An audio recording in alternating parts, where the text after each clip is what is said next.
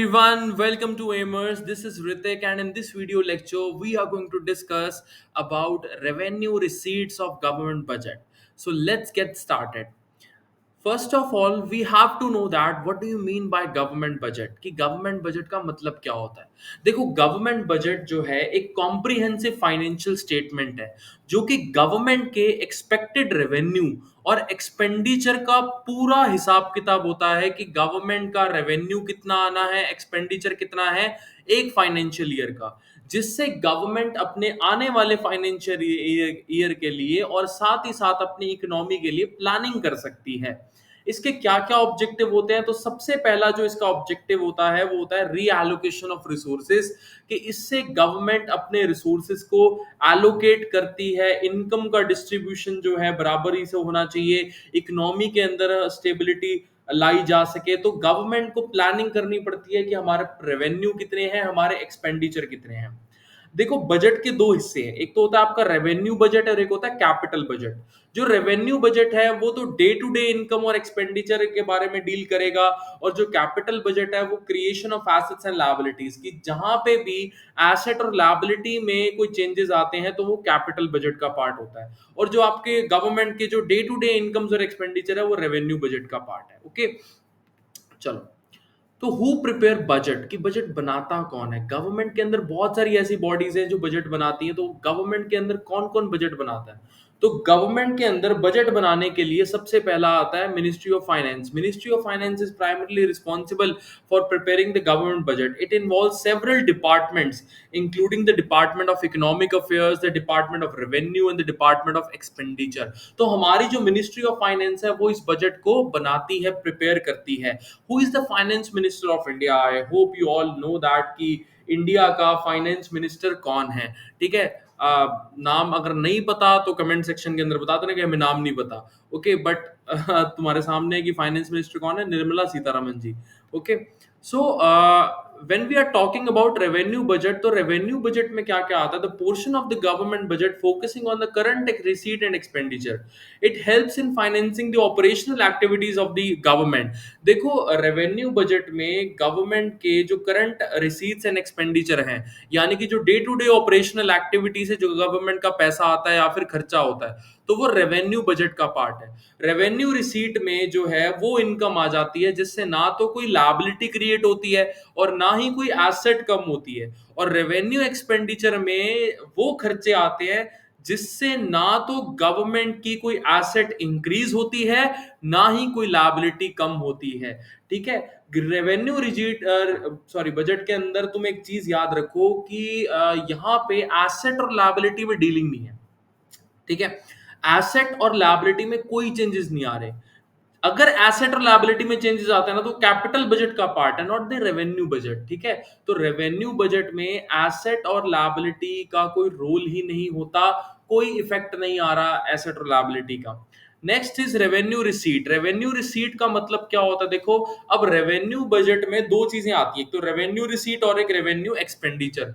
तो revenue receipt वो regular income government की जिसमें ना तो गवर्नमेंट की कोई लायबिलिटी क्रिएट होती है और ना ही गवर्नमेंट की कोई एसेट कम होती है।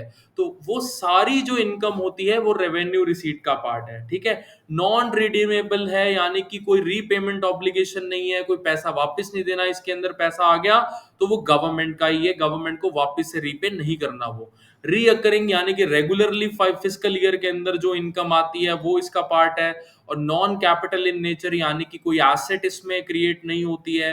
For example taxes, interest income, fees, fines and grants. जो जो ये इनकम है आपकी, टैक्सेस से जो पैसा आता है, इंटरेस्ट से जो पैसा आता है, फीस से जो पैसा आता है, फाइन से जो पैसा आता है, ग्रांट्स आते हैं, तो वो रेवेन्यू रिसीट का पार्ट है। एक एक करके हम देखेंगे कि रेवेन्यू रिसीट के अंदर क्या क्या आता है। देखो, रेवेन्यू रिसीट में दो सोर्सेज हैं, एक तो टैक्स रेवेन्यू और एक non tax revenue. Tax revenue का मतलब है कि जो टैक्सेस से पैसा आता है। नॉन टैक्स रेवेन्यू का मतलब है कि जो टैक्सेस के अलावा जो पैसा आ रहा है, फीस से आ रहा है। हम कोई भी हम पासपोर्ट बनवाने गए, वहां पे फीस लग गई तो वो फाइन लग गया हमारा। कोई ग्रांट्स हमें ग्रांट हमारे गवर्नमेंट को कोई किसी दूसरी कंट्री ने प्रोवाइड करी, for a finance, you can say that financial aid provide करी, तो वो जो एड है, ग्रांट है, जो डोनेशन है, वो रेवेन्यू रिसीट का पार्ट है। ओके, चलो। तो टैक्स रेवेन्यू में क्या आ जाता है? देखो टैक्स क्या होता है? Tax is a compulsory payment to the government that individual और corporations are legally required to make without any direct return. यानी कि बिना आपको पैसा वापस दिए आपको एक कंपल्सरी पेमेंट करनी है। किसको? गवर्नमेंट को। इंडिविजुअल्स भी करते हैं, कॉर्पोरेट्स भी करते हैं। दो तरह के टैक्सेस होते हैं, डायरेक्ट टैक्स और इनडायरेक्ट टैक्स। डायरेक्ट टैक्स में क्या आ जाता है? वो टैक्स जो हमें डायरेक्टली गवर्नमेंट को पे करना है। इनडायरेक्ट टैक्स जिसमें हमारे पास कोई और ऑप्शन है कि हम किसी को पैसा दे देते हैं और वो हमारे बिहाफ पे जो है वो पे करेगा। जैसे मान लो जीएसटी है, आप दुकानदार को जीएसटी का पैसा दे आए, बिल के अंदर जोड़ के उसने आपसे पैसा ले लिया और वो क्या करेगा? वो जीएसटी पे करेगा। ठीक है। डायरेक्ट टैक्स हमें डायरेक्टली पे करना होता है गवर्नमेंट को। तो डायरेक्ट टैक्स के अंदर क्या आ जाता है? इनकम टैक्स आ जाता है, that is levied on personal and corporate income. Corporate tax आ जाता है जो कि कॉर्पोरेशन के प्रॉफिट पे लगता है। वेल्थ टैक्स आ जाता है, यानी कि आपकी नेट वेल्थ, एक इंडिविजुअल की नेट वेल्थ पे जो टैक्स लगता है उसे वेल्थ टैक्स कहते हैं। कई कंट्रीज में ये अबॉलिश भी हो चुका है। ठीक है। इनडायरेक्ट टैक्स आ जाता है। इनडायरेक्ट टैक्स में क्या आता है? जैसे GST, unified tax on the supply of goods and services पे जो टैक्स लगता है उसे हम जीएसटी कहते हैं। एक्सपोर्ट इंपोर्ट पे जो टैक्स लगता है उसे कस्टम ड्यूटी कहा जाता है। गुड्स के मैन्युफैक्चरिंग पे लगता है तो उसे एक्साइज ड्यूटी कहते हैं। तो ये टैक्स रेवेन्यू के टाइप्स हैं आपके पास। डायरेक्ट टैक्स होते हैं और इनडायरेक्ट टैक्स होते हैं। टैक्सेस का मतलब आप याद रखिए, डेफिनेशन अच्छे से याद रखिए। जरूरी नहीं है कि डेफिनेशन हम लाइन टू लाइन रट्टा मार के बैठ जाएं। आपको डेफिनेशन याद करने का मतलब है समझ होनी चाहिए उसकी, कि इसका मतलब क्या होता है। आसान भाषा के अंदर भी आपको समझ होनी चाहिए। ओके, चलो। तो नॉन टैक्स रेवेन्यू में क्या आ जाएगा? देखो, एक हमने टैक्स रेवेन्यू की बात कर ली, अब हम बात करेंगे नॉन टैक्स रेवेन्यू की। नॉन टैक्स रेवेन्यू में सबसे पहला आता है आपके पास इंटरेस्ट रिसीट। इंटरेस्ट रिसीट का मतलब है, अगर हमारी गवर्नमेंट ने किसी स्टेट को या फिर किसी पब्लिक एंटरप्राइजेस को लोन पे पैसा दिया है और उससे जो ब्याज आएगा गवर्नमेंट के पास, वो नॉन टैक्स रेवेन्यू का पार्ट है। डिविडेंड्स और प्रॉफिट, डिविडेंड्स और प्रॉफिट में क्या आता है? डिविडेंड्स और प्रॉफिट में आता है कि अगर गवर्नमेंट की कोई कंपनी है, पब्लिक सेक्टर अंडरटेकिंग है, उसको जो प्रॉफिट होगा उससे जो वो पैसा आएगा, वो डिविडेंड और प्रॉफिट, वो भी एक नॉन टैक्स रेवेन्यू का पार्ट है। ठीक है। कोई भी गवर्नमेंट आपसे कुछ चार्जेस लेती है, फीस लेती है, फाइन लेती है, जैसे पासपोर्ट फीस हो गया, ट्रैफिक फाइन्स हो गए, तो ये जो पैसा होता है ये भी नॉन टैक्स रेवेन्यू का पार्ट होता है गवर्नमेंट का।